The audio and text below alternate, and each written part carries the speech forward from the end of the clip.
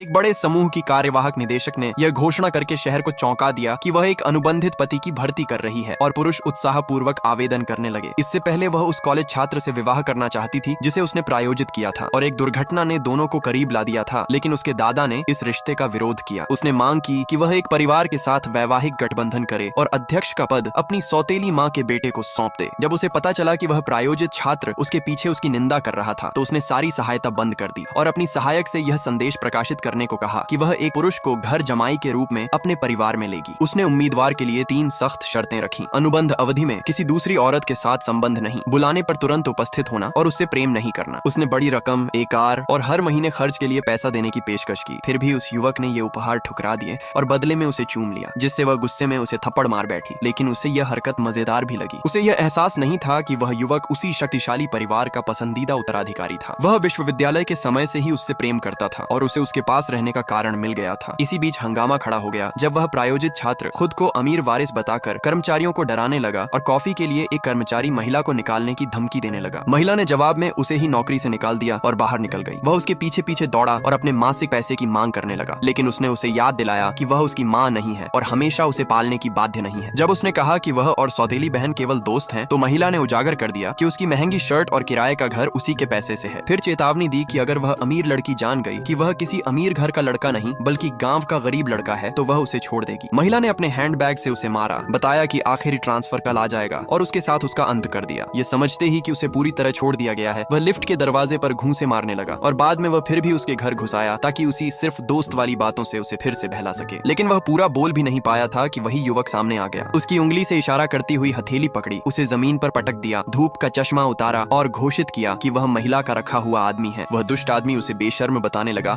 और माफी तथा हर महीने रहने के पैसे मांगने लगा। लेकिन महिला ने उसे फिर से थप्पड़ मारा और कह दिया कि वह अपने आदमी से उससे माफी नहीं मंगवाएगी। अपमानित होकर वह भाग गया, जबकि युवक इस बात से खुश हो गया कि उसे उसका आदमी कहाँ गया। महिला ने उसे आराम करने को कहा और वादा किया कि अगले दिन वह उसके लिए नए कपड़े खरीदेगी, क्योंकि वह उसे नए साल पर अपने घर ले जाने वाली थी। मॉल में उनकी मुलाकात उसी दुष्ट आदमी और सौतेली बहन से हो गई, जिन्होंने आरोप लगाया कि महिला ने जानबूझकर टकराने की योजना बनाई है और उसे एक सुंदर युवक पालने के लिए ताने मारे। युवक ने उन्हें चिढ़ाया, इशारा किया कि वह सुबह उसके बिस्तर से उठा था और दुष्ट आदमी का अपमान किया, जिससे वे दोनों गुस्से से तिलमिला गए और बोलती बंद हो गई। वे पुराने घर लौटे जहाँ सौतेली माँ का परिवार पहले से बैठा था। सौतेली माँ ने माँ बनने का नाटक किया और एक बुजुर्ग पुरुष ने महिला को बदतमीजी के लिए डांटा, लेकिन महिला ने सौतेली माँ को माँ कहने से इनकार कर दिया और उसे घर तोड़ने वाली कहकर लांछित किया। सौतेली बहन ने ताना मारा कि सुंदर युवक उसे छोड़ देगा और दावा किया कि दादा ने उसके लिए विवाह तय कर रखा है। फिर उसने 2 बार तलाकशुदा और 3 बच्चों वाले एक बॉस से मिलाने की पेशकश की। उसी क्षण वह युवक हॉल में आ गया और उसने चुनौती दी कि किसने कहा था कि वह अवांछित है।